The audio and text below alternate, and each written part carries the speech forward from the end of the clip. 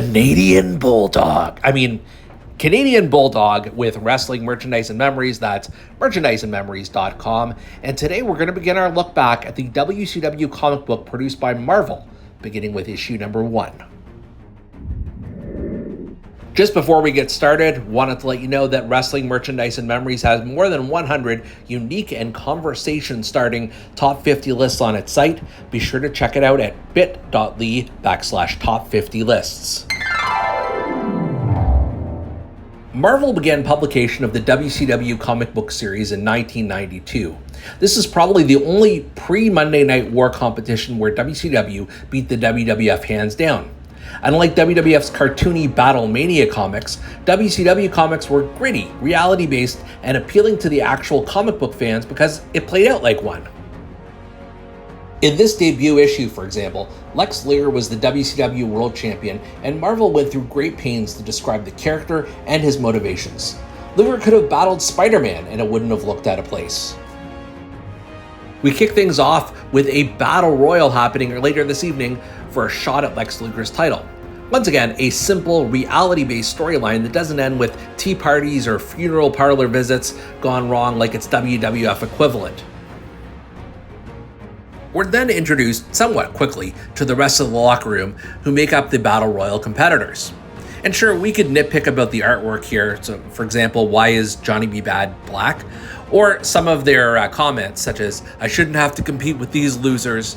But you get that Marvel is trying to establish several brand new characters all at once.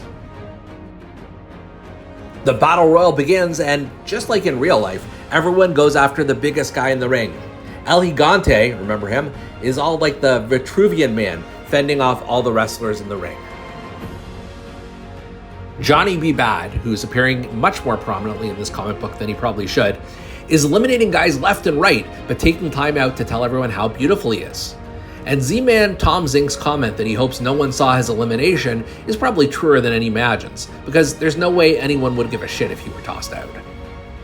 Rick Steiner is among those thrown out of the ring next, and when he lands on the cold, unforgiving concrete, this must have been during the Bill Watts era, he's heckled by a couple of mysterious men at ringside wearing trench coats and old-timey hats to conceal their identity. There were probably much better ways to hide themselves, just saying. Soon, Sting delivers the most dangerous piledriver I've ever seen, knocking out Arn Anderson and possibly paralyzing him. Look, I get that some wrestling moves may be difficult to replicate via artwork, but this just looks sloppy. We're down to our final two guys in the Battle Royal, and it's Ron Simmons and Johnny B. Bad? Seriously? Like, Dusty Rhodes wouldn't have given him that big a push.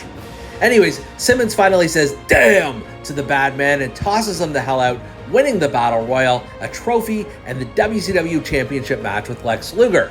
Now, remember the two guys in the front row who were dressed kind of like Dick Tracy and were heckling Rick Steiner?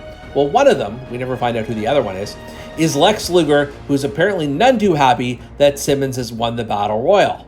But why? I mean, someone was destined to win the match, whether it be Sting, Big Van Vader, yes, even Johnny B. Bad. Surely Luger figured he'd have to face someone at some point. Luger loses the trench coat and hits Ron Simmons with an even shittier version of the piledriver. I get that this is a comic book, suspension of disbelief and all of that, but Lex should still be protecting Ron's neck a little bit better. And to add insult to career-threatening injury, Luger piledrives Simmons on top of the trophy he just won. Apparently his regular style of delivering a piledriver wasn't risking quite enough paralysis on its own. Missy Hyatt catches up with Lex Luger and asks him why he did what he did. Marvel uses this opportunity to build up Luger's heel persona. He will stop at nothing to retain his championship, even if that means breaking Ron Simmons' neck with a so-called piledriver. Nevertheless, this was an excellent piece of character development, and it drew readers like me in to see what would happen next with Luger, Simmons, Sting, and all of the rest of the WCW crew. Do you remember the first issue of Marvel's WCW comic? And if so, what did you think of it? Leave a comment below. Be sure to thumbs up and like this video, and subscribe for much more great content from Wrestling Merchandise and Memories.